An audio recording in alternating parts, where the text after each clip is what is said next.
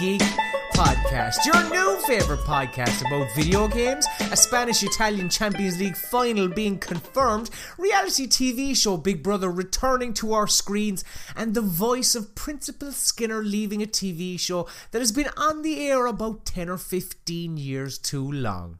I am your host, Colm, and with me this week is the excellence of esports. It's Mike Stubbsy. Hello, Colm.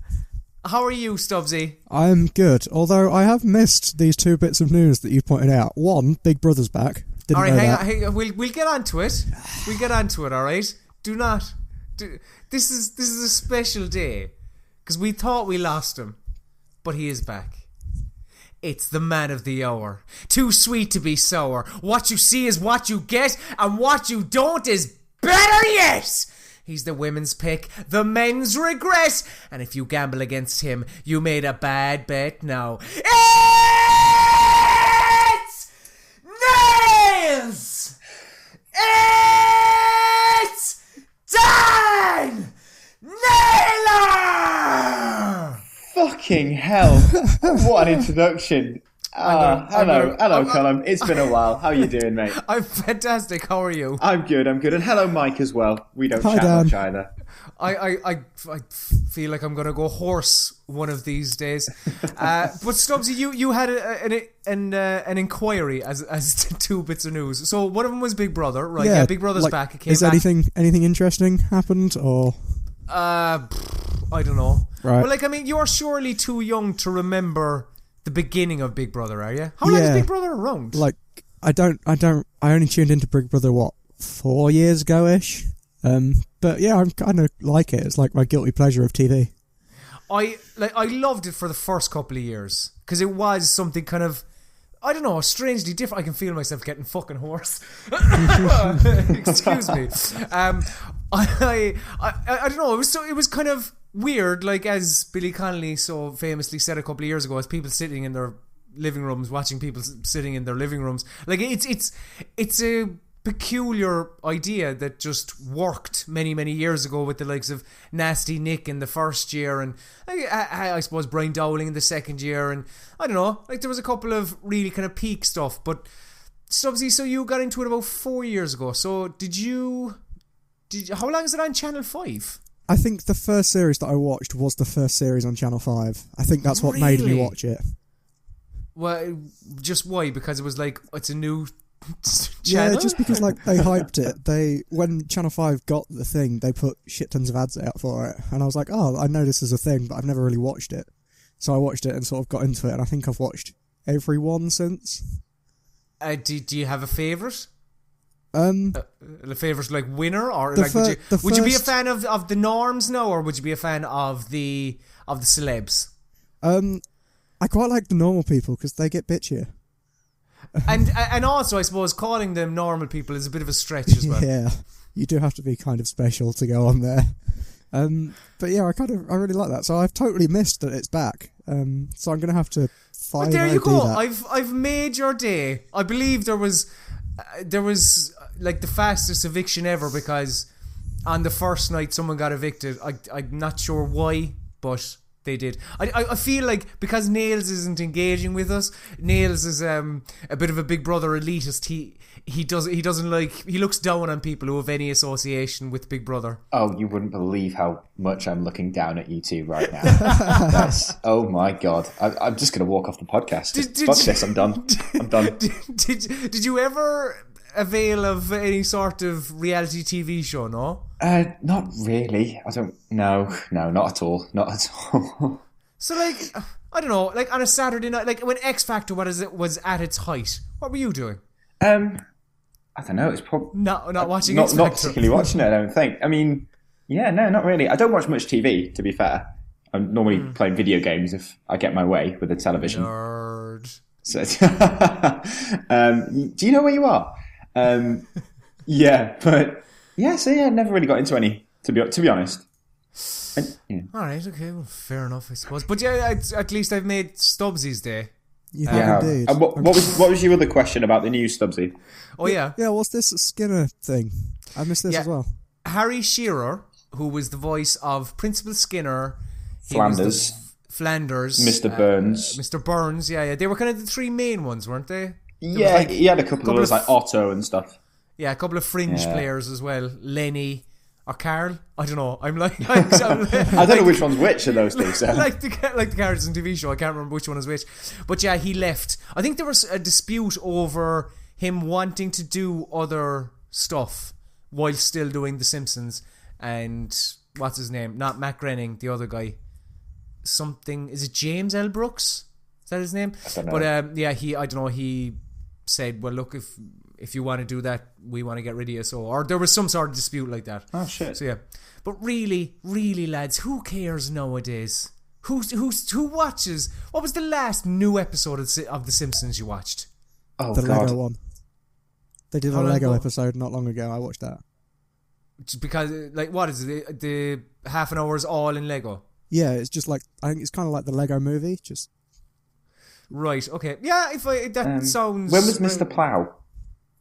years ago. No, I'm kidding. I'm kidding. I don't know. Hell. My last one I watched was many years ago. It's on Sky, isn't it now? Yeah. I mean, it was on Channel 4 when I watched it religiously. So. Jesus, that's a long time ago. So Yeah. because I mean, it's, don't get me wrong, in its heyday, it was fantastic. Do you know? Like, even you mentioning Mr. Plow and myself and Stubbsy being instantly able to and we were probably singing the song in our heads. Like, it was great for probably the first, I don't know, well, maybe not the first season. That's, if you go back, that's actually pretty shit. Yeah. But say from 2 to 10 or 11 at a push, maybe. But it's like they're on like season 26 or 7 or something like that. No, it's been shit longer. I've heard it got better because it really dropped in quality about, like you said, like 11, 12 or something. It really dipped, and I've seen a couple since, and they seem to have gotten a bit better, but it's an idea that's played out, to be honest. Yeah, like it kind of became, let's get, I don't know, you hear a voice and then Lisa or something goes, Ricky Gervais or Simon Cowell, or just like, whatever. Oh my God, look, it's a celebrity here. Wow, isn't that fucking fantastic? And I just, as you say, Nailz, it's the Simpsons, I don't know, it's just become played out, and I don't know, I feel like just, take it around the back and put a bullet in its head, to be honest. it's had its days. It would be a mercy at this point. It would indeed. But Nailz, one thing that isn't going out of fashion is car simulators. Have they ever really been in fashion? I don't know, but do you know? Yeah, car simulators. They're a strange beast, because if you think about, say, I suppose the two premier ones, Forza and Gran Turismo, they sell fucking loads, millions upon millions of copies. Yet within the game's media, it seems like car sims are quite a niche thing. Do you know? It's, as opposed to, say, shooters or, I don't know, even platform games or something like that. Just not as many people, say, on our staff would be as interested in a Project Cars as they would a new Call of Duty or something like that. But yeah, you've been playing an awful lot of Project Cars. I have, yeah. It's a weird game. I think car simulators typically are very, very good at modelling cars, very, very realistic, to the tracks and grip levels, but that tends to mean they're not very fun. So like your not GTA, like Gran Turismo 6, fantastic handling model, fantastic looking cars, but the AI still suffer the series long problem where they just kind of stick to a line. They don't react to what you do. They don't really try and overtake. And the other problem is, in these, one car is always tends to be the best. So you get that, you're just going to win the races no matter what, kind of thing. Whereas Project Cars doesn't have that. So, well, not so much. There's a smaller number of cars in each class, but there's lots of different classes that you'll come up against. So it's a lot more skill-based. So it's very, very realistic, but it does also require your skill to kind of, to win races and stuff. But on top of that, you've got, like really, really good AI. They'll race they'll race properly. They'll make late braking maneuvers. They'll try and hold their line if you're coming up behind them, but they'll also make mistakes. a lot of the time when you get like realistic AI, they're kind of too good. This strikes a decent balance, so they'll, underbrake into a corner and go off and then lose time, or dip a wheel onto the grass at the side of the track and go into a spin, and you have to... Oh, really? Oh, okay. Yeah, they're really not crap. Like, they are actually good, but they will... But they kind of do... Is it fair to say they behave more like human players? Yes, a lot more like human players. Probably the best AI in a racing game that I've ever come across. Like, if you're trying to come up in the inside, they will try and cut you off and stuff, even if it means compromising their racing line. They won't just stick to that one, the best line for the track, no matter what. It does have its flaws. It could do with a little bit more polish. I think it's very much a PC game, because that's where the domain of proper simulating car simulators is, brought to console. So some of the menus are a bit kind of fluffy and things like this. But if you're looking for a proper thoroughbred racer, that not if you only like Burnout and you love drifting around corners and that's your idea of racing, this isn't going to be for you. But if you actually like cars in any kind of respect, and you're just looking for a really good solid racer, you couldn't do any better really on current hardware. Because when I played a bit of the preview build, and like one thing I noticed was how deep it is. Like the amount of tiny little adjustments you can make to the car. Oh god, yeah. You've got all the gear ratios, you can tweak the engine, you can change the tire pressure for each individual tire. Each individual tire. Is it each individual, or is it just front and back? But it's that kind of thing. It's incredibly deep, and it doesn't have any daft modifications, and you can't stick a new exhaust on to add 10 brake horsepower like you can do in Gran Turismo. But that does mean that you've got your car and it's your tweaks to it that will make it go around the track quicker. You don't have to do that to be the very best, to be honest. I've had a bit of a play and I'm not very good at it, so the tweaking, like the settings and stuff, I've not noticed much difference, but I'm sure it is there if you're properly into this kind of thing. But on the flip side, you can adjust the length of races, you can adjust the difficulty really easy, just some sliding bars at the bottom of every race and things like this, so anyone can just kind of dive in. Is the visuals, like, did you find them very impressive? Because just like when I played the preview build, I was expecting something just momentous. Like, I was playing it on PC, and from trailers and everything, like, they were building this up to look incredible, and in trailers it did. And I'm not saying it looked bad, it didn't, but I thought it looked okay. Like, I don't know, a lot of the cars looked very well, and as the light kind of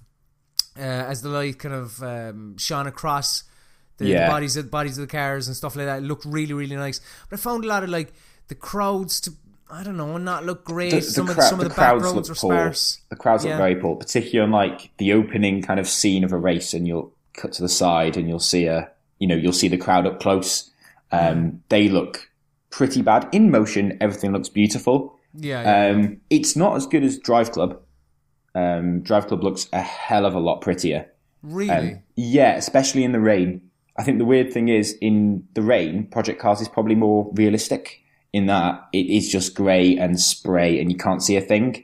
But I saw a side-by-side comparison between Drive Club and Project Cars in the rain, and the difference is insane. Project Cars just looks beautiful, the rain on the windscreen and stuff. But it doesn't look bad. As you say, when you go around a track and you got the light coming through the trees and stuff, it can look absolutely gorgeous. But I was expecting a bit more as well. The career mode, what does that entail? Because that was one aspect of the preview build that I actually couldn't access. Okay. So there's loads of different motorsports in it. So there's karting, superkarts, all the way up to Formula 1 in open wheel racing. There's also GT3 and GT4. There's Le Mans prototype type cars and races, like in endurance events, and some road events as well. And basically, from the off, you can pick whichever one you want to go into. So I chose to go into the karting and work my way up. And basically, you'll do a season, which is comprised of a couple of tournaments or events. and then maybe get contract offers to either go up in the same kind of career path or sideways into one of the other disciplines. Mm-hmm. But during that, if you do well, you'll get invitations to loads of different events, like one-offs. So they can be like historic stock cars around, the Nürburgring or something like that. And it's just like little one-offs that break up the season and make them a little bit more padded, a bit longer, but there's no like penalty if you lose it kind of thing. But so kind of all around, would you, like, if you put this up against Drive Club, like, I suppose Drive Club, is that a fair comparison? Because Drive Club isn't really, like, I haven't played it now, but my understanding is that is more of an arcade racer rather than a sim. Yeah, I mean, it's not fully arcade.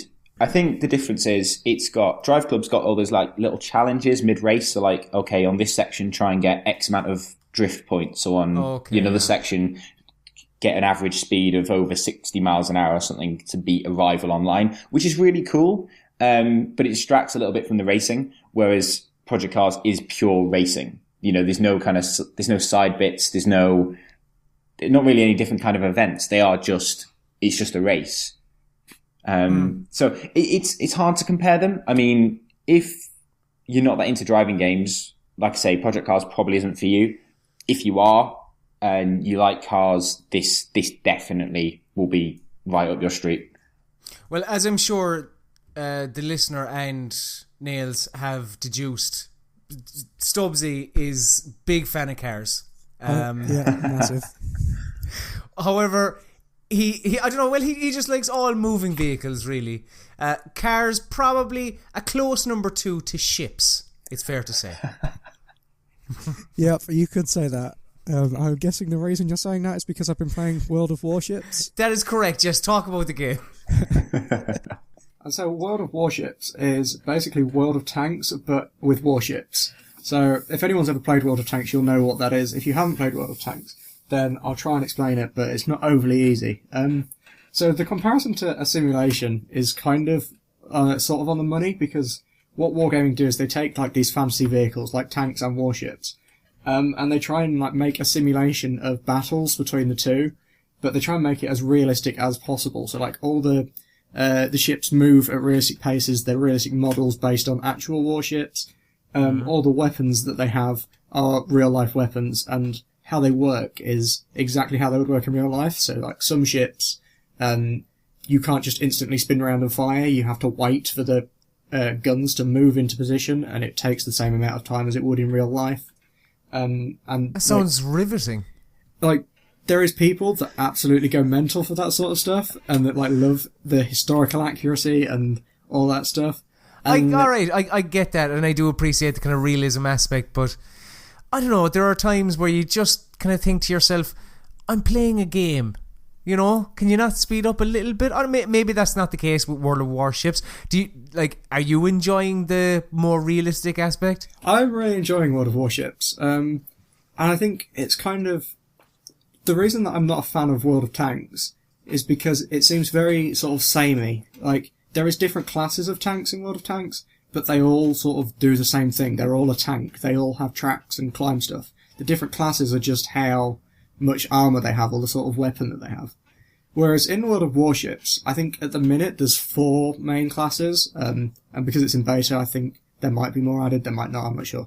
But the 4 main classes, there's like the Destroyer, which is your sort of quicker ship, that has sort of normal artillery, guns, torpedoes and smoke, so you can lay down like a smoke screen to hide your position.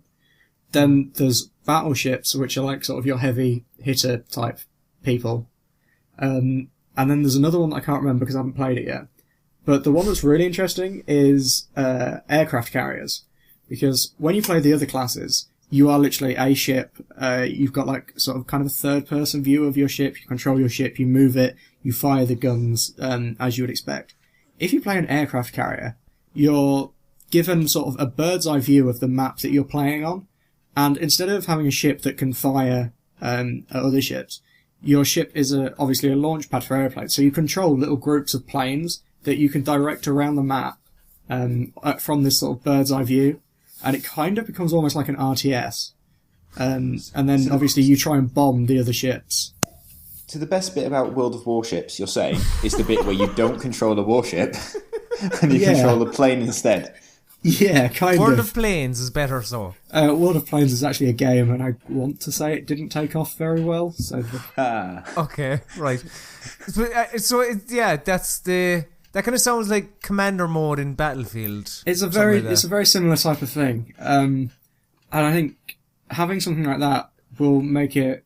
I think it'll make it a great esport because you can have like crazy strategies. Like in World of Tanks, it's kind of like you've got a tank, they kind of all do the same thing. So it just comes down to like the skill of who can shoot the best.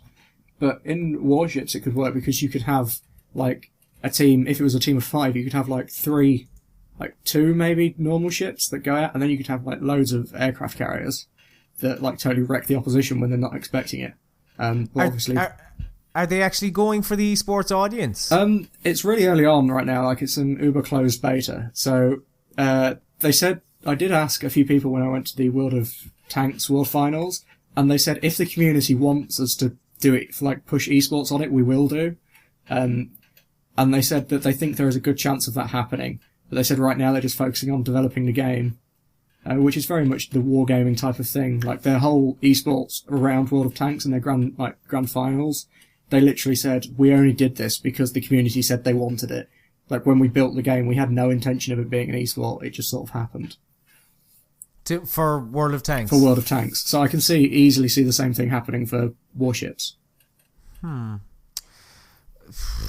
Nailz, what do you think? To be honest, if I had a PC, it's something I'd probably look into and play, to be honest. Yeah. I don't know. I played a bit of World of Tanks and... I wasn't overly enamoured with it. I know, Stubbsy, you say there are differences. But yeah, look, whatever you're into, if you enjoy World of Warships, that's fine. That's fine. I mean, I enjoy Wolfenstein. I thoroughly enjoyed Wolfenstein: The New Order. Actually, I fucking loved that game. In fact, as both of you know, as you were on the Game of the Year podcast, and I was fucking fighting Wolfenstein and BJ Blazkowicz's corner. The Old Blood is what people like to refer to as standalone DLC, which is such a fucking stupid I hate it. Can't be standalone and DLC. It can't. That can't happen. It's like it's like you cut something into 2 pieces and it's like, I want the bigger half. That literally can't happen. A half is an equal measurement to the 2 halves make one whole thing. Sorry, just ironically, Clumahern grammar Nazi there. There is actually a joke, or I don't know, within the first half an hour where you hear 2 Nazis speaking to one another and the other one corrects him on his grammar. Excellent. And it's quite it's very tongue-in-cheek, but it's quite enjoyable. It's like, grammar Nazi. So this is set before the New Order, and you infiltrate Castle Wolfenstein. It's for the first half of the game. Then the second half of the game, it basically goes all zombie fucking mental on you and occult and just, yeah. So it feels quite, disjointed, because, I suppose the Old Blood was actually meant to be 2 parts. It was meant to be released, a couple of months between each other or something like that. Because of the 2 very distinct kind of bits. Because the first part I really enjoyed because it's effectively the New Order in terms of gameplay. It doesn't really have those moments where you kind of say in the New Order you were in your base and you could chat to your your comrades, whatever, your people in your squad, and kind of chat to them about the events, what's happening, or have a kind of an explore around your base. And you can't do any of that. It's just full on kill all the Nazis, which is really good fun. I overall throughout the game, it for me, it doesn't have the same heart that the New Order did. Simply because it doesn't have those moments of reflection. It doesn't allow the game to breathe because of how it's kind of peculiar to say, but how much of a shooter it is. Because it really is a balls to the wall shooter, even more so than the New Order, because of lacking those kind of moments. But at the same time, first half really, really good. And it still has those stealth sections as well, where you can be, I don't know, whatever, hiding behind a couple of barrels and kind of try, maybe you might see the commander, you try and pop him, so then he's not going to raise the alarm, you have to try and go find the other fella. While you're going to find him, a soldier or a guard sees you, fucking goes apeshit, commander runs off, sets off the alarm, then it basically turns from Metal Gear Solid into Call of Duty. It's so good, the first half of the game, in terms of gameplay. The second half then, when it introduces zombies, I don't know about you lads, but I'm over zombies. Unless you can find an interesting way of implementing them in your game, because in the Old Blood they're just not interesting or fun to play against. Like, the AI in the Old Blood, like it was in the New Order, is very good.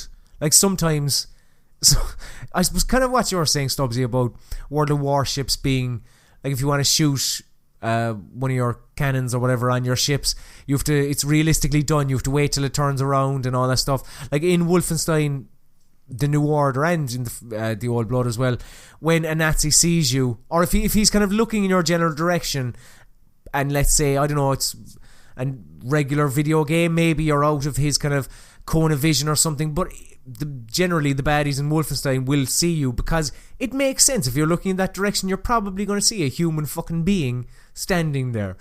But the zombies are just stupid. It's just, I suppose, they are zombies, and they're just shambling towards you, and just like in the stereotypical zombie fashion. But yeah, they're just not fun to play against, and I don't know, it kind of left a sour taste in my mouth because of that. But at the same time, like, it is good. It is a good game, just because I suppose it is more Wolfenstein. It just, as I say, I don't know, it lacks that je ne sais quoi, whatever, that Wolfenstein the New Order had, for me anyway. I know that the two of you weren't massive fans of Wolfenstein the New Order. Nailz, you didn't even finish it, or did you even play it? I didn't play it. Stubbsy, you played it, and you played about 2 levels and said, fuck this shit, didn't you? Yeah, that's pretty much it. I did probably an hour and a half, 2 hours, didn't get on with it, so just said, no, I'll go play something else, and ignore Colm's recommendation. Was it because you didn't enjoy the gameplay, or the story, or what? Or a combination of everything? I think it was just a combination. It just didn't click with me. It sort of just running through, and just like, it was typical. I'm kind of tired of typical first-person shooters, and it felt very typical first-person shooter from those first couple of hours. So I was just done with it. Yeah, see, Wolfenstein, it does kind of open up after the first couple of hours, and it does kind of become atypical in some factors. But the Old Blood is completely it is your quintessential first-person shooter with some zombies thrown in for good measure. And whilst it's forgettable, really, it's still good, because the shooting is fantastic, and I love the little details of, say, like the Wolfenstein did it in the New Order, and I suppose the Old Blood as well, or in a Far Cry, where like you're holding you're holding a two-handed weapon and holding an assault rifle, for instance, and if you're just walking around, every once in a while BJ will just he'll leave go of the grip to clench his fist. Like, just imagine you're holding a stress ball and kind of doing that, and then he'll go back to the grip again, because, like, I don't know, he's worried about getting carpal tunnel syndrome. That's fair enough. And it's, I don't know, just those nice little small minute touches that 9 out of 10 people will never fucking take notice of. I enjoy it. Kind of, it gives more life to this, because this character that all you're seeing throughout the entire game is their hands and weapons. But yeah, if you enjoyed Wolfenstein the New Order, you'll probably enjoy the first half of this when the zombies are introduced. Yeah, and as I said, lacking a bit of heart, but good, no, nonetheless. Now, a different shooter that I've been playing is not a hero. This is from the people that brought you Ollie Ollie and Ollie Ollie 2. And this is a fucking fun game. This is really, really good. It's a 2D, even the idea is mental. It's a 2D cover-based shooter, and it works so well. Because your basic mechanics is you can slide and shoot effectively, and when you slide, you slide generally towards like I don't know, little covers within the 2D plane, and how it shows that in the game is it basically puts a kind of a shadow over your character, and you can kind of aim out of that and shoot enemies and stuff like that. I kind of like when I was playing it, like I haven't played an awful lot of it. Like I've probably played I think there's about 20 stages. I've probably played 6 or 7 of them. Well, I suppose when I say there's about 20 of them, I suppose I have played a decent amount. That was one thing that Greg said in his review, that it is a bit short, and I can see that already from where I am in the game. But I kind of got a bit of a Hotline Miami feel off it, because it's so frantic, and so, you know, you go into a level and you can finish a level. Some of the earlier stages anyway, you can finish them in like under a minute. Just go in, kill all the baddies and go. Just get on Bunny Lord's plane or Bunny Lord's van, which I'll explain, Bunny Lord. But I suppose, like, at the same time, it doesn't have that kind of score attack thing that Hotline Miami does. It kind of it gives you 3 challenges. Like, you can just finish the level and you can just play. You can completely ignore them. But every once in a while they'll have, say, I don't know, your one of your challenges might be finish the level in under 60 seconds, or execute, which is a kind of a special kill, I suppose. Execute 3 enemies throughout the level, stuff like that, which add a bit of replayability. Like I was even doing that last night myself, kind of replaying levels that I'd already finished to try and kind of get all the challenges. But Bunny Lord is this, like, the story of the game is fucking mental. Do either of you know much about Not a Hero? I know nothing. I know quite a bit. Jon Snow? I know quite a bit. I did a Geek Speak with Adam when you was off gallivanting the world on holiday. Oh, yes. So yes. I do know quite a bit about it. Yeah, like, the Bunny Lord is kind of... He's a politician. He's running for election. And he has come from the future to the past. And he... I suppose you go about you're kind of his little errand boy or girl. And yeah, it must kind of like, he puts you in all just mental situations where, like, the Russian mob have stolen all of Bunny Lord's keyboards. I think it was the Russians. And yeah, you must go to an area and collect all the keyboards and just kill all the baddies in the process. It's fucking so much fun and so funny. It's so well written, so kind of really, at times, really dark humor, really black humor. I highly recommend it. It's so far anyway, I think it's a gem of a game. Really, really good.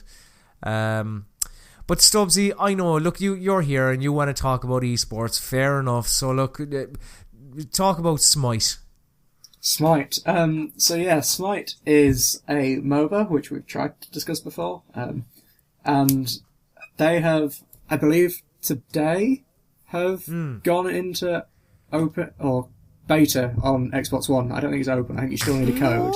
I think. Yeah, I think you need a code to get in. But it's entered beta on Xbox One after being in alpha for the last, I think it was since Smite Championships. So that's a good, 5 months, if not more. It's been in alpha. So, is it? Oh. Yeah, it's been in alpha quite a while, I think. Although it was really difficult to get into at the start.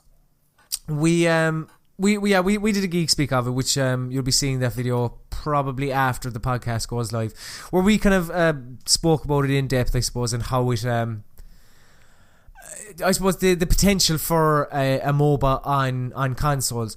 Like, again, just to quickly reiterate what I say in the video, I think that there is potential. Like, the on the 3D space, the buttons, like, they're mapped well. I think there's potential here. But look, Stubbsy, I won't keep you. Look, go on, talk about the mobile that you want to talk about. Dota, what is anything cool? What's going on? Well, loads of cool shit is happening in Dota right now. New shit. Is there what's going on? Well, Tell if you me. want to know new shit, I can go through the entire patch notes of 6.84, which I'm not going to do. Give me what have you been doing? Give me a brief run through of new shit that you've been enjoying. Well, the best new shit that has been added to Dota within the last couple of weeks is the compendium for the International 5. The International 5 is the massive tournament that is being held this year in August, and the compendium is the magic internet book that you can buy in game to add to the prize pool of the International. So Valve stumped up $1.6 million for the prize pool initially, and the community can raise the rest. So every time you buy a compendium for $10, $250 goes towards the prize pool. And then you can also pay to level up your compendium, which gives even more money to the prize pool. So bear in mind it started at one point. Level up your book. You can level up your book. Do? Your book is... One, it's a ticket, so you can... In fact, no, because you can do that for free anyway. Basically, it gives you free shit in Dota. Like, you get new hats. That's basically it. So your book gives you hats? Yeah, but, like, the reason you buy it is to support the esports community and make the prize pool bigger. And I think it's been live for about probably 2 weeks now. And it started at $1.6 million. It's now, the current thing is $7.915 million. Jesus Christ! And the international's in like August yeah, or something, it's the is it? first or second week of August, so that number is going to keep rising. What was it? Was last year the first year of where they introduced the compendium? No, they did it the year before, but the year before it didn't really take off as much. It started at $1.6 million again, and I think it got to about 3. But last year's where it went crazy, and everyone realised that the years before compendium was really cool and worth it and got you loads of cool stuff in game. And so last year it went mental and we hit almost $11 million, I think.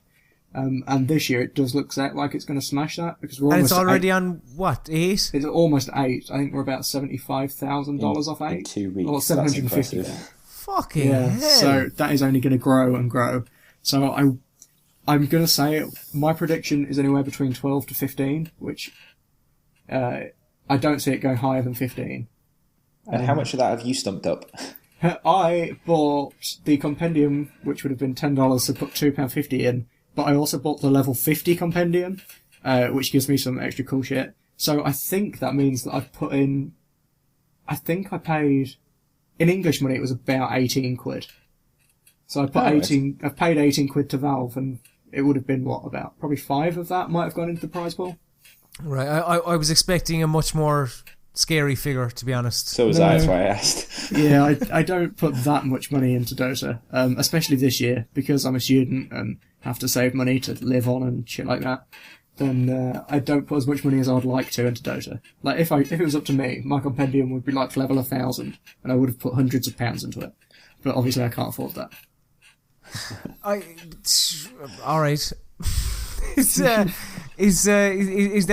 compendium is the main draw of Dota? So at the minute people are just buying them and getting cool shit. So is just random drops in game? No, the compendium when you buy it, there's 3 sets of immortal treasures that are being unlocked by stretch goals. So if the prize pool hits a certain amount, a new stretch goal will be unlocked. So I think if it hits 8 million, then everyone who bought the compendium gets a new hat, basically. And so you get these hats, and there's other stuff like music packs, cursor packs, to change your sort of in-game cursor and the music that you hear in-game. So you just get loads of cool shit to enhance Dota. Nailz, can you buy any sort of books on PlayStation now? At the moment, there's nothing to buy on PlayStation Now. Interestingly. I've been having a go on the PlayStation Now beta, whatever. That I got into earlier this week. I'd forgotten I'd applied to enter it, to be honest. It's pretty cool. So at the moment, in the beta, all the games are free. It's pretty nice. And you can either rent them for 2 days or 30 days. And obviously they're both free at the moment, so I'm just going with 30 days. But I'm assuming the actual thing will, cost differently for the two lengths of time. Yeah, it's pretty cool. It's a decent selection. They've got Uncharted 3. Mirror's Edge is on there. XCOM Enemy Within. That's the kind of that's the standalone DLC, isn't it? It's surprisingly good.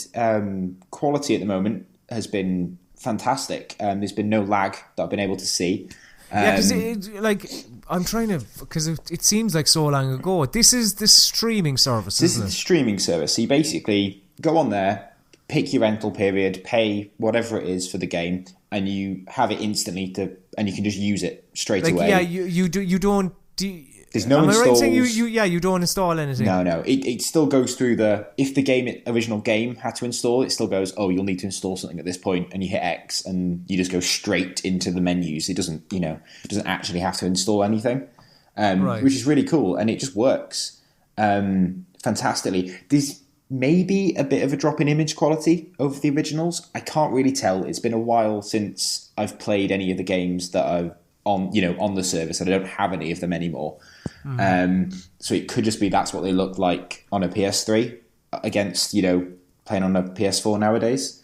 But even so, it's a really cool system, and if they get the price point right, I think it's going to do really well. If it's if it's a quid or £2 to rent a game for 2 days, I think that would be the perfect kind of price point, because I could see myself going on there and actually spending far more money than if it was a £5 for 2 days, if you see what I mean.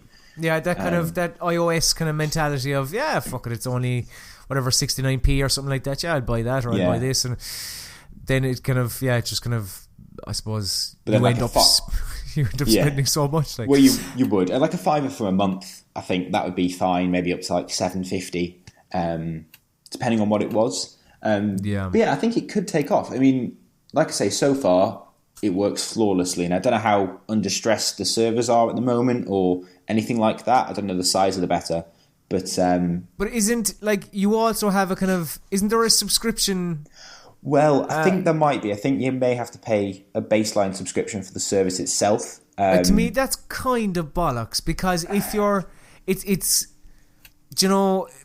choose, Sony. Do you want me to pay to rent the games, or do you want me to pay just a subscription? It's like, I mean, I don't pay Netflix. I don't pay them a sum to access their library and then pay again to watch a film. But you do on like Amazon Prime Film or whatever it's called. Yeah, fair point. Thing. Yeah. And I think it's a bit cheeky when there's a subscription for, PS Plus as it is now. Maybe the best thing would be, okay, get rid of the free games in PS Plus, let everybody use PlayStation Now, at least, and then make demos free or something like that, and then have people pay extra on top of that at a maybe slightly higher price. Maybe that would be the best option. When you've got 2 subscriptions and then paying on top, I agree. I think that's a bit cheeky. I don't know. It's is this out in America? I think it's still in beta in America as well, but it has been for a lot longer over there. It feels like so long ago that this was kind of announced and released to the public in some wasn't way. I think. Oh, is that all? It feels like longer. Yeah, I think it was last E3. I think the American one's set for full release this summer. I think that's what they always kind of said. So I imagine ours will follow pretty soon after. I mean, it will need to get a bigger roster of games.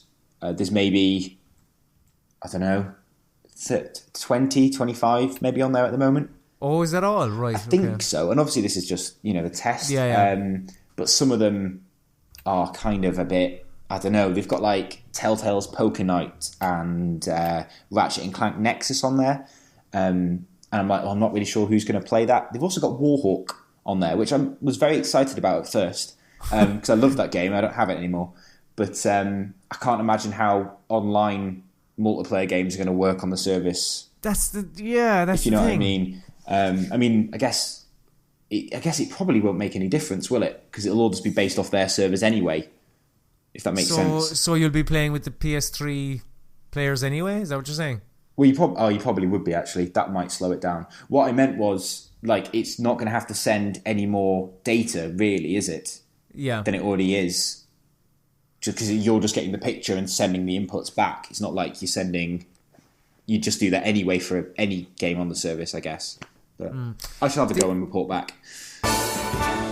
Calvin's Movie Minute. Now, even though he isn't here, again, it won't deter us from talking about what we've been watching this week, because it's time for Calvin's Movie Minute. Stubbsy. Yes. I thought Stubbsy had been sent to sleep when we weren't talking about esports. You do enjoy watching things as well, don't you? I do enjoy watching things as well, like most people. Yeah. You watched the Avengers. Did you stay awake? I did. I actually did a triple bill of Avengers 1, Captain America 2, and Avengers 2 on midnight of the launch day, so that was pretty cool. Wow. And you stayed awake for all of it? Yeah, but like it started at 6, so it's like Avengers 1 at 6 in the evening, and then Captain 2 after that, and then Avengers... What time were you out at the cinema? Avengers 2 started at midnight, so it would have been like 2:30 in the morning, I think. Your legs must have been fucked. Well, no, 'cause you got up and moved around, like, between showings. Like, we went and got pizza from the takeaway across the road and took that in. That sounds like the most wonderful evening ever. Nailz, you also saw the Avengers. Did you fall asleep? I didn't, no. Good. Right. I mean, I did see it. I didn't fall asleep. That's good. I'm glad. after last time. Nailz, did you enjoy the Avengers? I did, I think. Oh, okay. Yeah, I enjoyed it. It's very formulaic. It's the same as basically the last couple of Marvel films. It's exactly the same formula as the previous Avengers film. And I felt they suddenly distrust each other after the entire of the first Avengers was them kind of getting to trust each other and work as a team. Was a bit like, okay, why are you doing the same formula again? I thought it was a little weak, but I enjoyed it. It was exactly what I expected it to be. I wasn't expecting grand story and, dealing with important themes. I was kind of expecting lots of explosions, and it gave me that. Stubbsy, is it pointless asking what you thought? I know, like me, you are a big fan of the Marvel, the MCU, as we like to call it. Yeah, I did really like it, although I will say that I think Quicksilver being in it was a mistake, because the X-Men version was so much better. He was in Quicksilver. Is it Quicksilver? Is it? I may have got the name wrong. The dude who runs fast. I was asleep, so... The dude who runs fast. Is his name Quicksilver, is it? It might be Quicksilver, although you've got me questioning it now. But he's also in X-Men. I think it was Days of Future Past, the last one. He was in that. He was really good in that. But it's like a different actor, different lore behind this one. I just thought it was a random guy because of how it ended. Can we talk about how it ended? Can we talk about... No, it's been out a couple of weeks now. Week. Probably not. Mainly because I still need to watch it.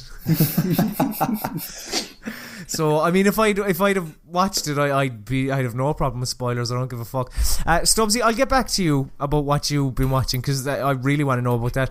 But I've been watching a program called House of Fools, which I've been watching over the last couple of weeks. Now, again, Nailz might be old enough to remember. Stubbsy, I'm going to guess not.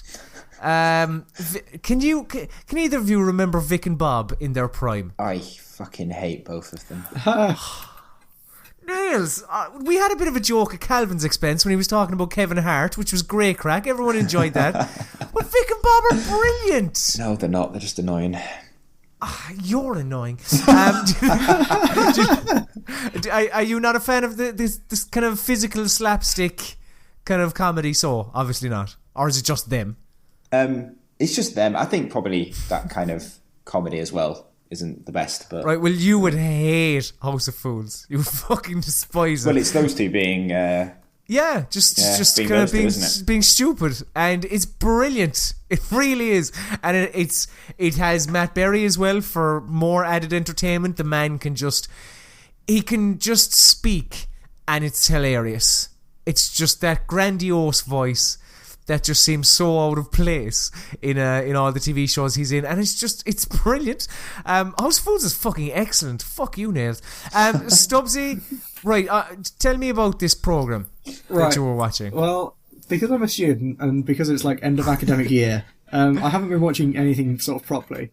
But I sort of, after doing like 12 hours on work, I wandered into bed at like, probably getting on for 11 o'clock, just turned on the TV, didn't bother, fucking mad bastard. Didn't bother looking at anything that was actually on, I just left it on the channel that it was on. I think it was on BBC One, although I'm not sure on that. But it ended up being this program that's something, it's called something like The Real Del Boy, or Del Boy Traders, or something like that. Brilliant. It takes a look at these like people who are real people, and all they do is they buy stuff and then sell it on. But they don't buy like normal things and sell it on. They go to like auctions and buy the most random stuff. Like there was this one guy who bought like a stuffed moose head from like 1902, and he bought it for like 300 quid. And then, like at the start of the episode, he bought it for 300 quid at this auction. And then throughout the episode, you saw him trying to sell this moose head, and he took it to like a taxidermist who, the initial valuation of it, the taxidermist was like, oh, I think it could be worth about $4,000. So this dude's like, oh my god, I've made such a massive profit. And then the taxidermist, like later on in the episode, rings up one of his mates, and then his mate's like, oh no, it's probably only worth $1,000. So like it's this down sort of section of, oh, what a shame, he's not going to get as much money. And then he goes, well, I'm just going to put it on eBay.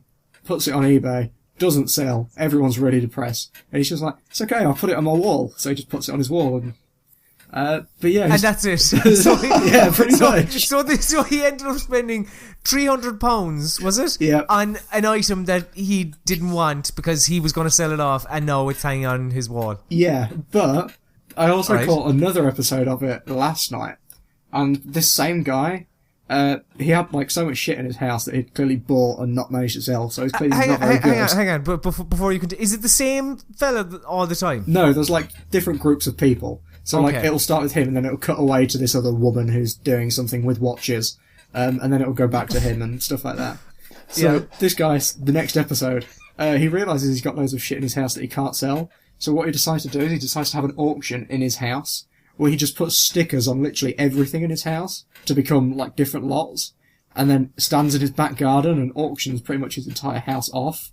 And that was really, really cool, because he just walked around his house going, who wants to buy this? I'll start it at 10. And then no one bids, and eventually it doesn't sell, and he's still got half the shit left.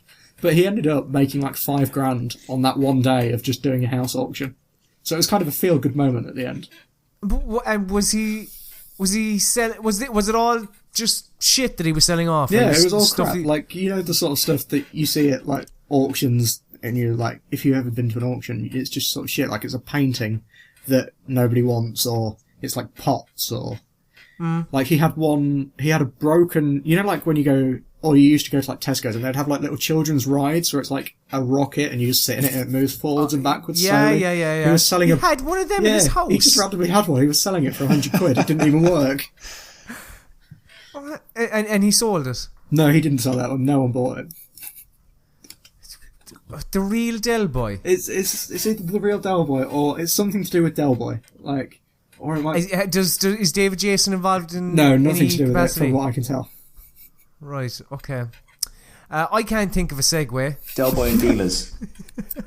Yes, that's it. That's what it's called, I think. Is it? Yeah. Yeah, Del Boy and Dealers. Alright, okay. Series link that, Nailz. Get that on the planner. Yeah, I can't think of a good segue. So this week, I interviewed John Ribbins from Roll 7, mainly about Not a Hero, their game, which is out today, as if you're listening to this on the Thursday, the day that we are recording, and it is released. So yeah, I asked him about Not a Hero, and I suppose first off, I do try and ask the pertinent questions. I asked him about their domain name for their website, because it does that mental thing, that kind of cool thing where it's like not a hero, but it's not a he.ro. So my first question was naturally, is .ro, is that from Romania? Yeah, I think it's Romania. I'm not entirely sure. We were just like, there's got to be a way somehow that we can get a website name that does that thing, you know, where it's like... Yeah. I mean, like, because before we did video games, we did sort of like marketing agency stuff. for clients, and that was one of those things that we always wanted to do. Someone was always like coming up with like campaign names that were like, and you could buy the website in Chechnya, and then it would be dot whatever. So it's cool to actually get to do that with this one. It works because there's, I mean, Not a Hero is. Just looking at it from the outside and looking at kind of Bunny Lord as a character, he's quite a mental character, and has lived what I perceive to be quite an extravagant life. Yes. With Ant and Dec, with Boy George, with Cherie Blair, with Danny Dyer at the Soap Awards. Indeed. I mean, he's had a sort of a patchwork quilt of celebrities and intergalactic violence throughout his career. So I suppose, can you give the listener a bit of an overview of what Not a Hero is? Okay, so I have the one sentence thing down now. Yeah, I'd imagine you do. Yeah. Not a Hero is a 2D cover-based shoot 'em up, in which you play a variety of characters who are trying to get Bunny Lord elected mayor. And Bunny Lord is a giant purple rabbit who's come back in time from a doomed future to get elected mayor, because according to the future, the only way that he can save everybody is if he can get elected mayor. Right. Okay. And where do UJIP come into this? UJIP come in as a sort of fun marketing ploy. Right. Okay. So UJIP aren't actually in the game itself. They're not actually in the game. No. They were.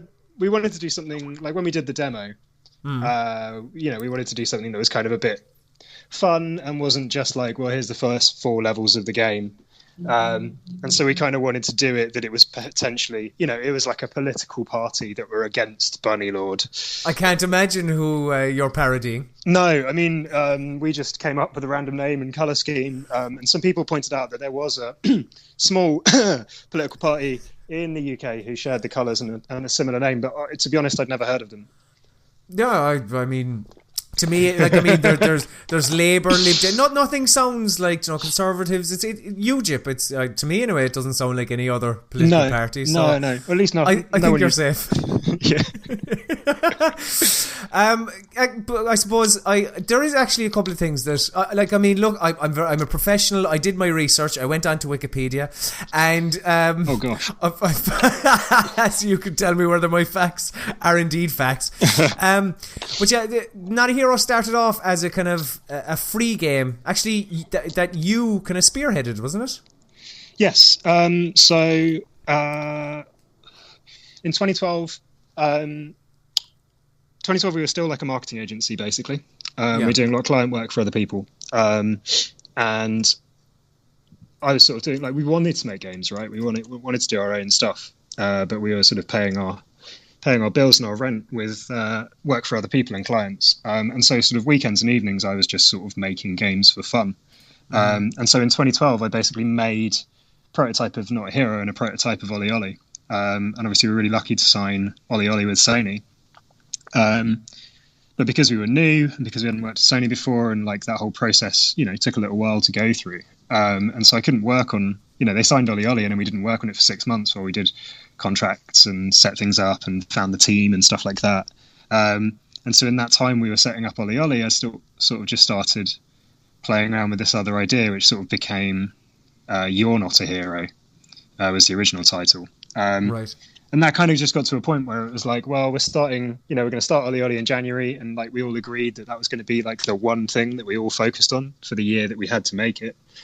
So with You're Not a Hero, it's just okay, well, we're not going to work on this now because we're going to start Ollie Ollie. So we should just put it out for free and just see what people think. It's broken and it's unfinished and it's really rough, but let's just see what people think. So we put it up and I think it got something like 24 downloads and no comments from my website. So we were like, okay, no one likes this. And then it got covered in PC Gamer and on Indie Games blog. And then literally my personal website just went down because so many people downloaded it in a day. And sort of that's then how Devolver ended up finding out about it and sort of going, they sort of said, do you want to turn this into an actual thing and finish it? And we sort of went, yes, very much, but we need to take a year to do this ridiculous skateboarding game first. Was that while you were working on Ollie Ollie or Ollie Ollie 2? Ollie Ollie 1. Oh, right, okay. And was it just you still put it on the back burner and kind of decided to go with the sequel to Ollie Ollie first? No, so actually, like we put Not a Hero on the back burner for a year while we did Ollie Ollie 1. Mm-hmm. And then when we did Ollie Ollie 2, we actually had a bigger team. So, Ollie Ollie 1 was very much kind of classic indie development where everyone wore about 4 different hats. Yeah. I don't mean we actually had different jobs. We just didn't have heating in the office, so we had to wear a lot of hats. No, but I did like art and I did animation and I wrote code and, our programmers were, doing interface and like everyone had to chip in and do a lot of different stuff. So with Ollie Ollie 2, obviously we actually had the chance to have a bigger team and we had the chance to, bring people on who could be specialised in one role as opposed to having to work across 2 or 3 roles. And that meant that, my role on that project, Ollie Ollie 1, I was like art directing whilst also making the game and doing a bunch of other stuff as well. And so Ollie Ollie 2 was quite nice. It was an opportunity to bring in Dre, a really talented designer, and bring in Manuel, who's a really talented artist. And they basically took those bits of what I did on Ollie Ollie 1 and focused on those 100%. And I think that benefited the game and also then gave me the time while we were doing Ollie Ollie 2 to work on Not a Hero at the same time. And I know that this might, like, to some people it might be boring, but to me I'm actually quite intrigued. This is the first game on a new engine, correct? ISO Slant. ISO Slant is how do I put this? Pretend. Okay, I do go on. I'm intrigued. It's pretend technology. So yeah, basically. So we did write a new engine for Not a Hero. It's not the same engine as Ollie Ollie, and that's just mainly because of the way that the levels work and the way it's built. And obviously, like I started Not a Hero and Ollie Ollie at the same time before we were actually funded to make either of them. Yeah. So when we started Ollie Ollie, we obviously we wrote our own engine for the Vita from scratch. But with Not a Hero, that kind of, because it was PC and not Vita, it didn't really make sense to change from what it was already, how it was already built. We had a starting point when we started on that. But no, ISO Slant basically came about because when Jake Collins, who's the artist and animator on Not a Hero, when he started, obviously the game looked horrible and we were like, make this your thing, dude. And so he came up with a lot of stuff, and one of them was like, I kind of want to draw it on this weird angle. And we're like, so what is that angle? And he was like, I don't know if it has a name. And so we called it ISO Slant.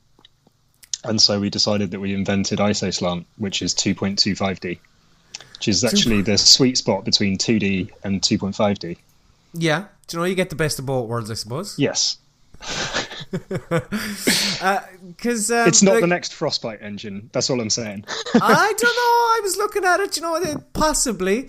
However, like we had Simon on the podcast for when Ollie Ollie 2 was coming out, and I told him at the time I was telling him how personally I'm not a major fan of pixelated graphics. I think it's been, and bear with me while I say this, okay? There will be a point at the end, but I wasn't a major fan of pixelated graphics, and I felt that Ollie Ollie 2 was such a, I suppose, an advancement over the first one. I found it to be just visually a lot more impressive and kind of much nicer. And Simon at the time said, well, you're going to hate our next game, Not a Hero. But I think that, like, there's, I suppose, when I say pixelated graphics, I don't know, just that real retro style that's used an awful lot, and kind of like, look, it's a Mega Man game, but we can't use the name Mega Man, so it's sort of like it. Whereas I think with Not a Hero, I get, I don't know, a sort of a unique feel from it. I suppose mainly a lot of that is down to the comedy aspect. Okay, like, yeah. Like even on the website again, some of the language wouldn't exactly be considered PC in today's... Funnily enough, the game's coming out on PC. Hey! Oh, I had to get that in there. I'm sorry, we need to cut that in post. Wait, like, does the game follow a kind of a similar pattern where it just kind of effectively says, fuck it, we're gonna do what we want, and we're gonna take the brunt of any sort of criticism if there is any? or am I kind of blowing up the kind of risque elements of it? Do you want me to answer the pixel bit first, or the questionable content? Okay, we'll go with the pixel bit first. Okay, so I think obviously, like when Oli 2 came out and people went, oh, finally they've stepped away from pixel art. It was like, oh fuck, just wait till you see the next one. But I think, like, for me anyway, like with pixel art, like I get that we have all of this processing power and the ability to draw a bajillion polygons and everything else. But I, especially like working with Jake and seeing the amount of animation and time that goes into it, I think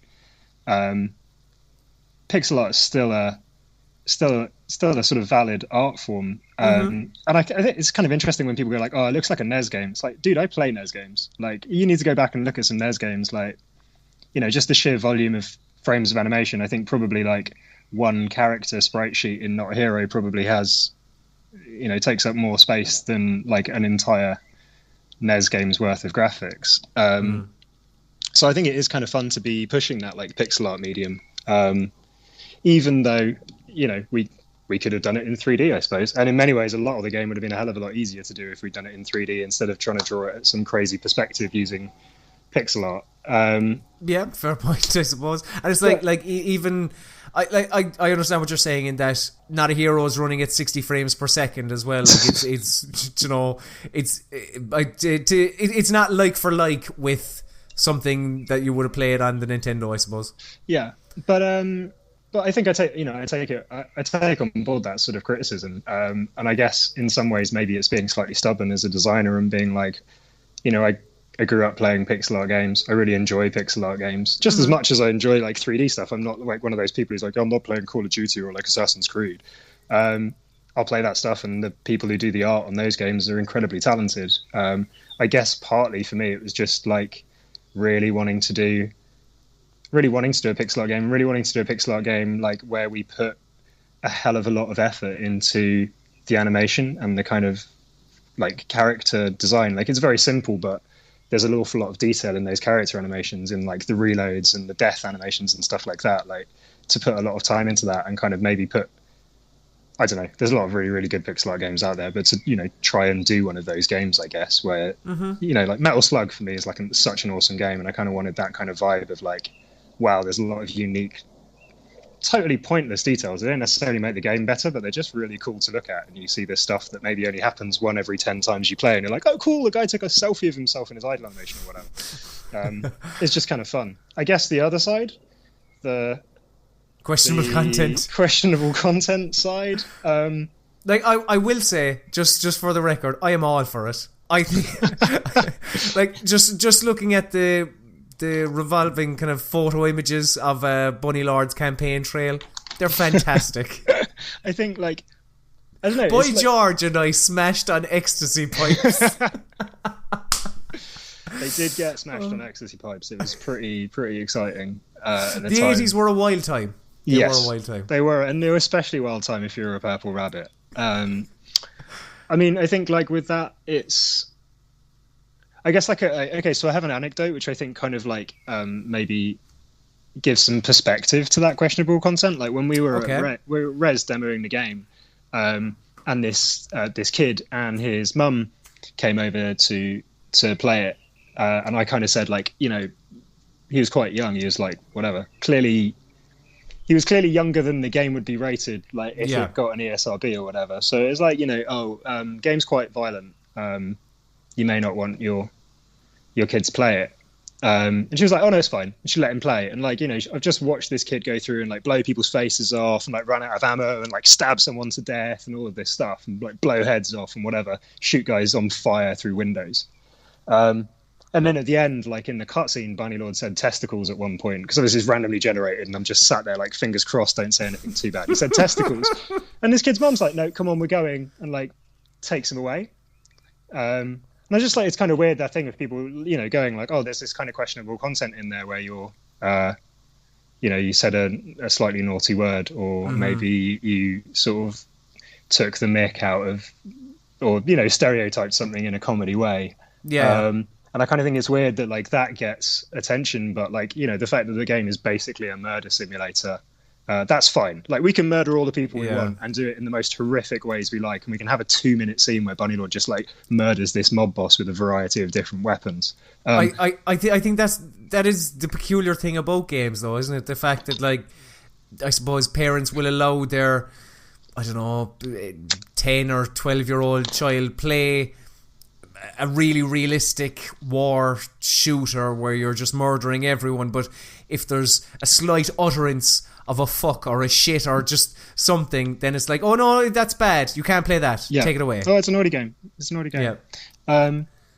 yeah, I guess that was our feeling. It was like, well, you know, it's certainly for adults. Yeah, it's adult in its content and its theme in terms of like what you do in the gameplay mechanics. Like it's all set up around killing dudes, and so it's kind of like I guess some of our humor and the things that we joke about and stuff like that, and kind of the things that I know, like some of the stuff that Bunnylord says in the cutscenes and like after some of the missions when you find out like what you just did and whatever. I really liked the idea of trying to bring that, like, I don't know, that kind of like black comedy, like dark humor to stuff where you're like really happy you just killed someone and then you find out that like maybe that wasn't the guy you were going for or whatever, and you're like, oh my goodness, I just like murdered this dude.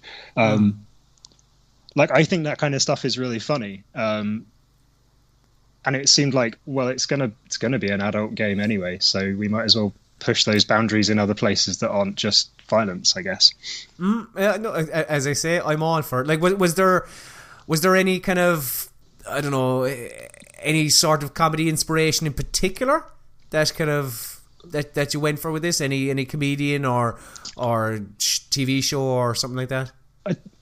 I don't know if I could say like it's definitely like influenced by anything specific, but I think you know, like we all kind of grew up really enjoying the sort of like Chris Morris, Charlie Brooker, Armando Iannucci kind of satire.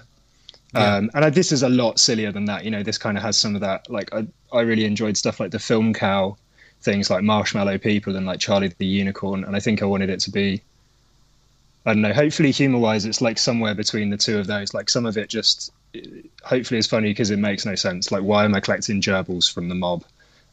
Like, what's going on? And then, you know, there's other bits where like the humor's maybe a bit more like serious and dark. Because I don't know, I just quite liked the idea that it's a game that makes you laugh, and then occasionally it makes you laugh and you go, oh shit, actually no, that's not that funny, I shouldn't have done that. I mean, if it challenges you at times, that's good. But like, yeah, it's funny you mentioned say Charlie Brooker and Chris Morris, because lately I've been watching Nathan Barley, which I'd never seen before. Oh man, that was the show that made me want to move to London. Really? Yeah, I was heavily disappointed when I got here, I'll tell you that. You didn't see the wild characters from Nathan Barley, no? We were like, I'm gonna move to London and like start a trashbat.cork and, you know, be that moron basically that walks around in silver trousers. And just hands flyers to everyone about the night, and you can come and you can come again and you can come multiple times. There's one moment actually in while playing the game that one of the characters, I think it's just, you know, all hell is breaking loose, and because it was actually Adam who previewed the game. He noticed this and he brought it to my attention. Are you or any of you at Roll 7 fans of Father Ted? I watched this video. Fucking hell. Yeah. Is that from the sheep episode? Is that influenced, or is that just coincidence? It's just coincidence. But, you know, I sort of wish I'd lied and said that it wasn't, and that's where that came from. Because having watched the video, I know enough about that situation now to pretend like I've even seen that episode. But sadly, it isn't. Oh, that's an awful shame. You should watch. Have you seen any Father Ted, or is it just like bits and pieces? No, like I've watched quite a lot of Father Ted. Like it was one of those shows at uni that was just like, you know, a standard watch. But like weirdly, I don't remember that episode. Oh, you should go back and watch it. It's an absolute fucking shame. It really is. But yeah, when we had Simon on, we asked him what he did in his spare time, because he didn't play video games. Do you play video games in your spare time, John? I do play video games in my spare time, yes. Great. The limited spare time I have between making video games. Have you been playing anything lately that's been taking your fancy? Well, yes. I played... Yes and no. I haven't had a great deal of time because we've been crazy on this, but I guess the latest things I've played, it's a weird one. I'm really into Life is Strange. As am I. Yeah, and the new episode coming next week. Which is yeah. Too exciting. Like, to be honest, I don't play Life is Strange. Like, my girlfriend plays Life is Strange, and I chip in and go like, "Oh, maybe you should go back and fix that." But yeah, like that. I don't want to spoil it if like people are listening to this that haven't played it yet. But episode 2, there's a bit in that episode that's like actually probably one of my favorite video game moments of all time. I think it's a really cool game. Just really different, right? It's like yeah, it is. And like there's a moment which it'll be interesting for episode 3 to see, because it's a moment where the story could really diverge. Yes. And it's like, yeah, I'm very intrigued to see will the stories actually diverge, or will it kind of telltale on us, or what it will do. I don't know. Yeah, and when are they going to sort of convert? Like, are they going to converge again, or are we going to have these separate? Yeah, and I don't know. I think it's really interesting. Like, it sounds hypocritical coming from someone who's currently talking to you because the game we're releasing is basically about killing people. But I do think it's really interesting when people kind of play with games and stories that are sort of less standard, I guess, in video games. Like, yeah, you're like a college girl and you can like rewind time. It's sort of an odd pitch. Like, do you get to shoot stuff? No. Can she like throw fireballs? No. She can just rewind time. Like, it's kind of cool. Like, you can just imagine some big executive there. Come on, she can put a gun in her hands. Come on, we do. Is there a bit when she can slow down time a bit and we can do like bullet time? Like, no, come on. Like, just rewinds time. Like, so that's cool. I also like I left my Sega Mega Drive at the studio for a really long time, and I brought it home the other day. So I've actually been playing like a bunch of old games again, and I beat Empire of Steel, which I think has been re-released on the 3DS as Steel Empire, which is like a game I never ever beat as a kid, and I was like, I'm going to beat it. So I beat that the other day, which was quite satisfying. It's only taken me like 20 however many years to finally finish that fucking game. So that and Convoy. I don't know if you've seen that, the indie game on Steam. No, I haven't. No, what's Convoy? So Convoy is kind of, I guess, like a sort of Mad Max roguelikey type thing, where you have a convoy of cars and you sort of drive around a desert planet and get into like real-time strategy battles, and you can kind of upgrade your cars and stuff. Okay. I didn't know if it was going to be for me, and then I kind of installed it and then like played like 6 hours straight and just got really addicted. Huh. Is it? But, I'm just looking at kind of a couple of images of it. No, yeah, compared to Mad Max and FTL.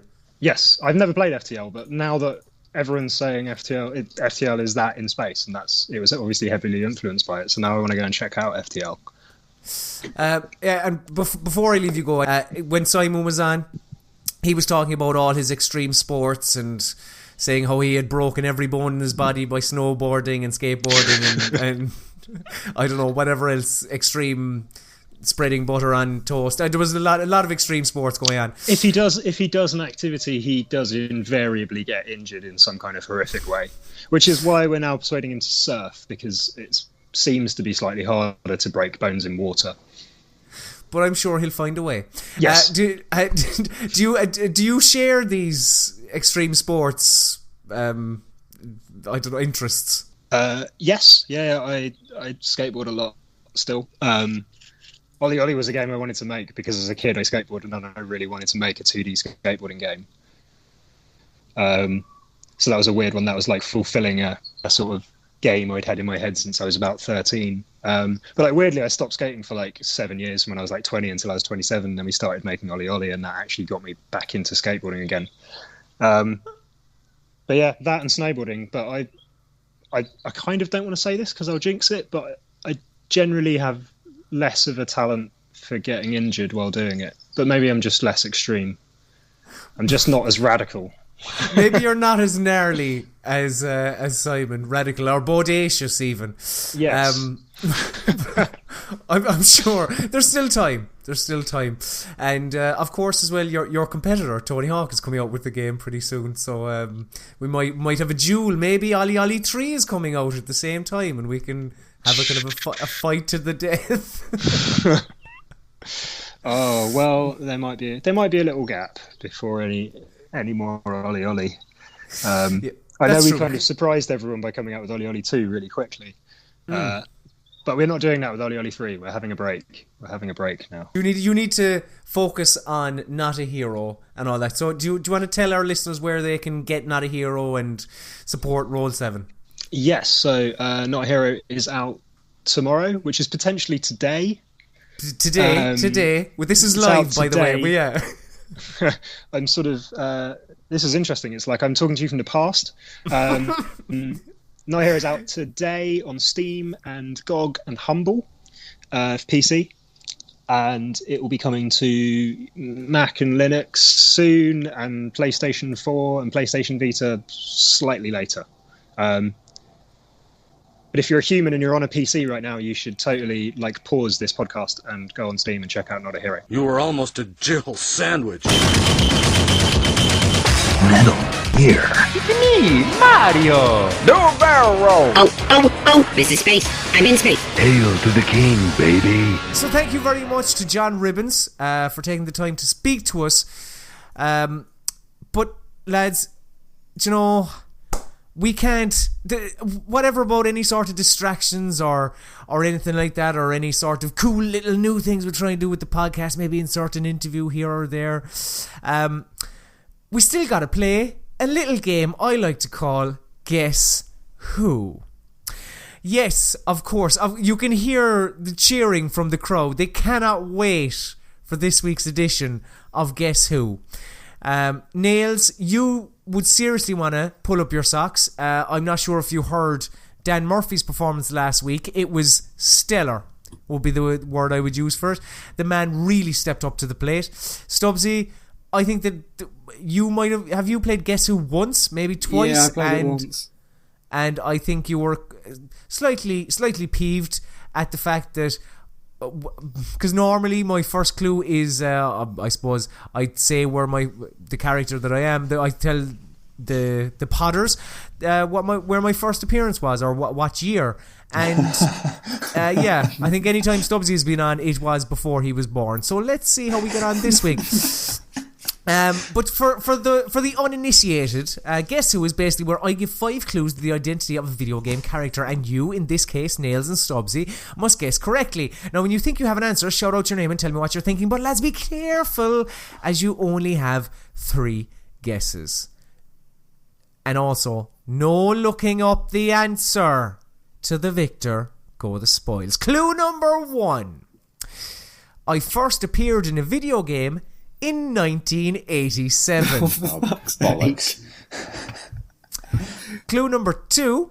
I have appeared in 5 of the 9 main games in the series I'm associated with, along with multiple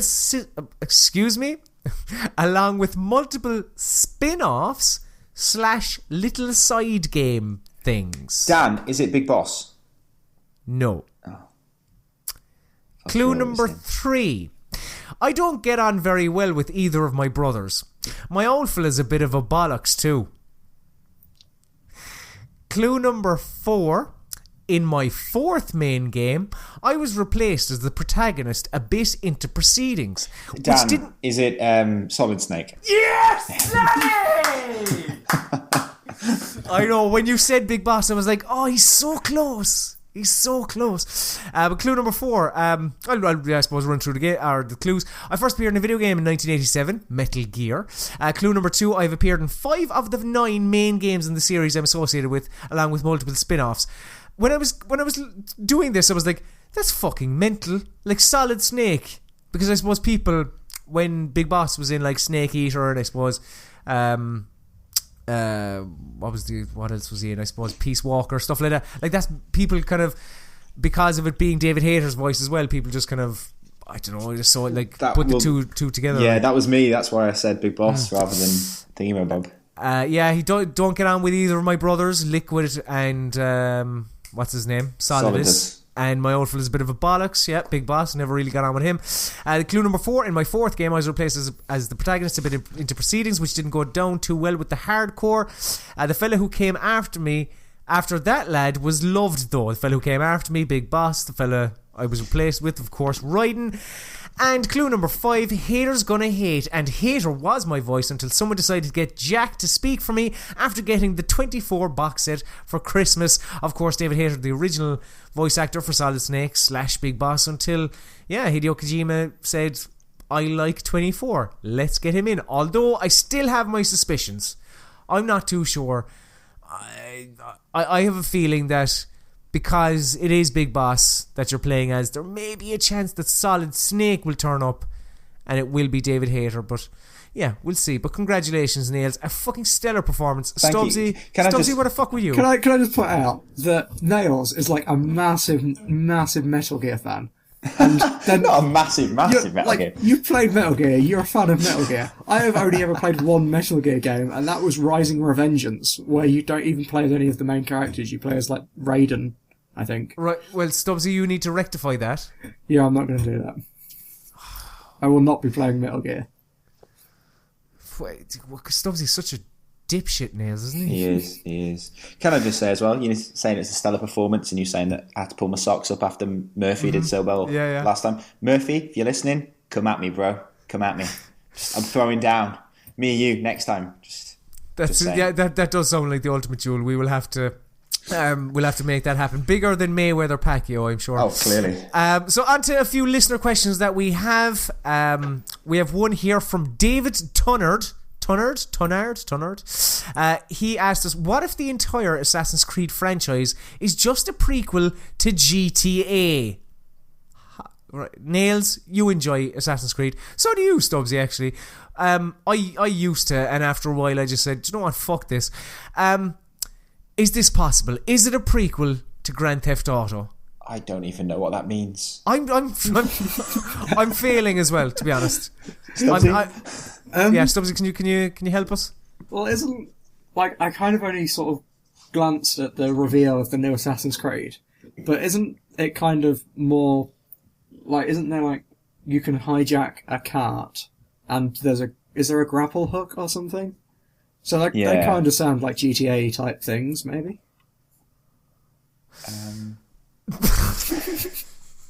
I don't think it's a prequel. I think they're very different games, actually, despite being open world. Yes, you can hijack a car in the new one, but it's not quite the same as going around and traversing the city only by cars, like in GTA 5.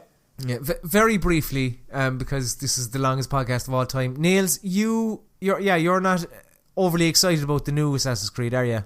No, not at all. I think it looks absolutely awful. But you can read my words in an article I've written called Has the Assassin's Creed series lost its way on GodIsAGeek.com.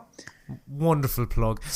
We have a question in from Adam Cook at Jeebus F, which we are contractually obliged to read out.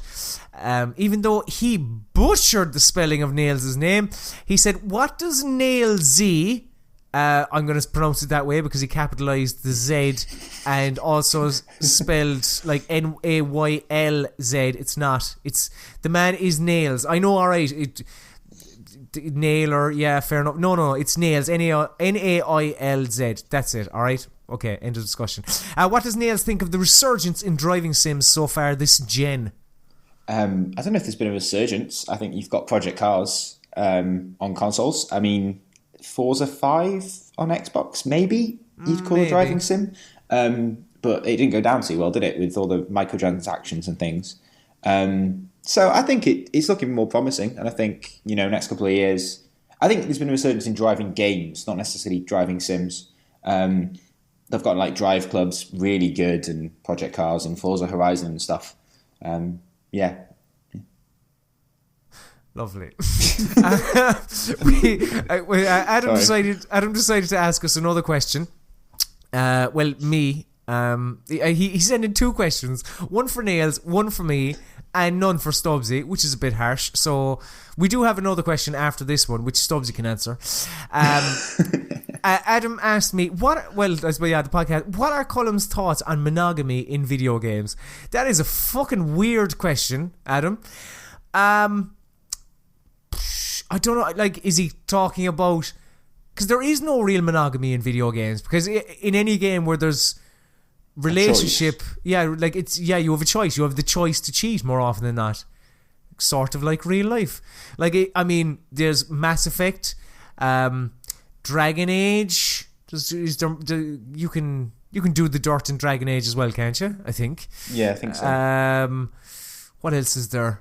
I know basically BioWare games. The Witcher. Yeah, BioWare games.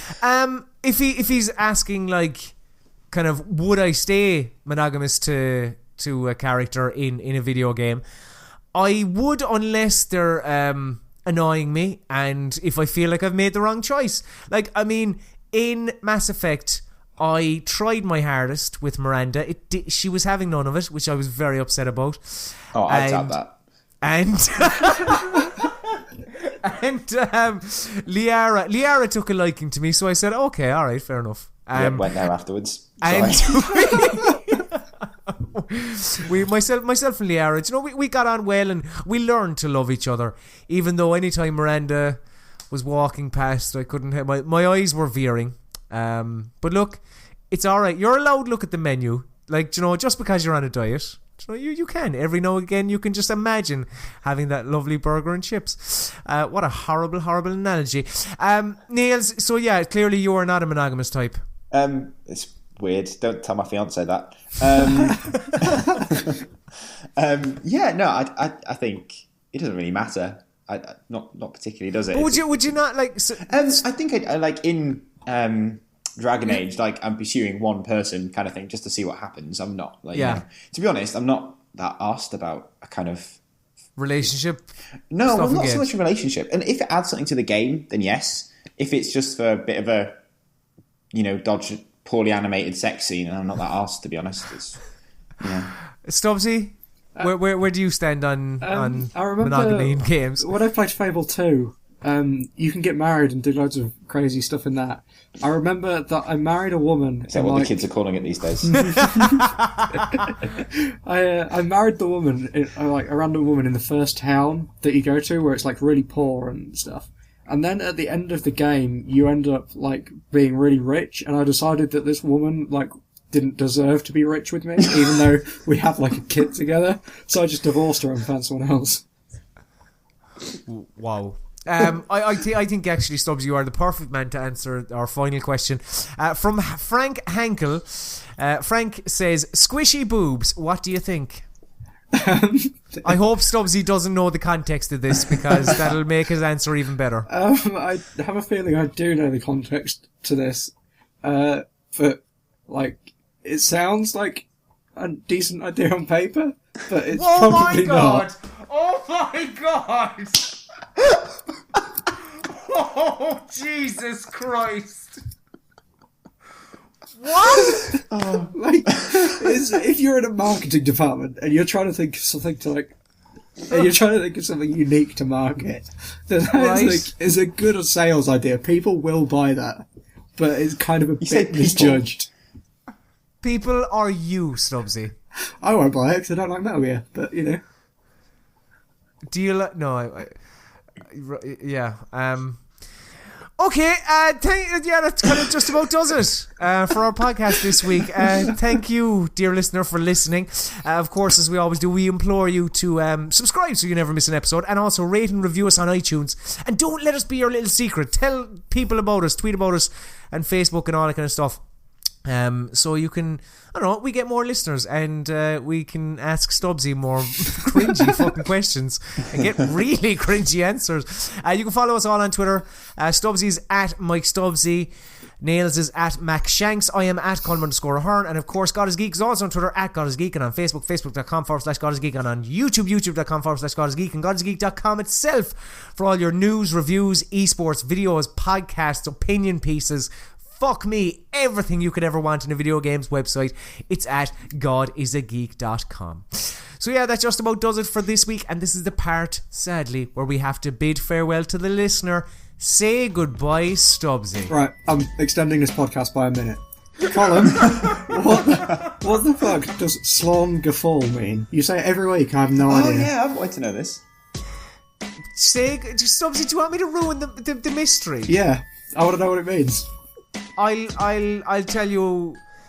You'll find out eventually. It's fuck. Google it. It's. But the listeners want to know. I can't be the only listener who wants to know what that means. You're actually pronouncing it correctly as well. In fairness, well done. Thank you. But say goodbye, Stubbsy. Goodbye, Stubbsy. Say goodbye, Nailz. Adieu, mon amour. And say goodbye, Colm. Slán go Fóill.